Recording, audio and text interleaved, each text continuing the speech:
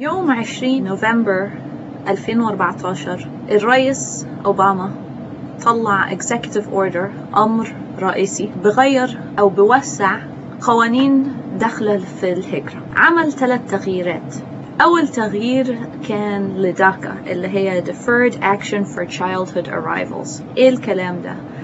كان مطلع قرار في 2012 تقريبا بيقول إن لو في أي أطفال جت أمريكا قبل ما يكملوا 16 سنة وكانوا أقل من 30 سنة في يونيو 1 2012 ليهم الحق يقدموا تصريح عمل لمدة 2 سنين. في نوفمبر غير القانون وقال هنمدهم لمدة 3 سنين.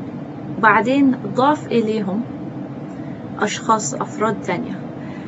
أي حد هنا من يناير 1 2010 وعنده أطفال مولودين في أمريكا ليه الحق برضو يقدم على تصريح عمل لمدة 3 سنين، واحتمال يكون في extension للكلام ده بعد أول مرة.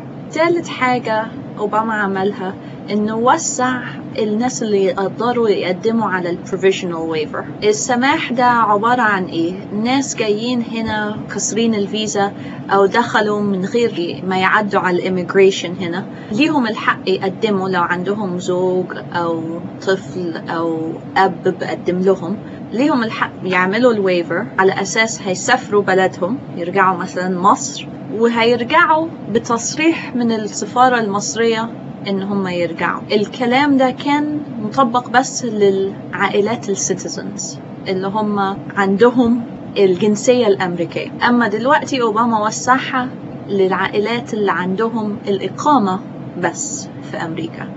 ولكن ال3 قوانين ديت ما تغيرتش لسه، دي هتبتدي غالبا في فبراير السنة دي.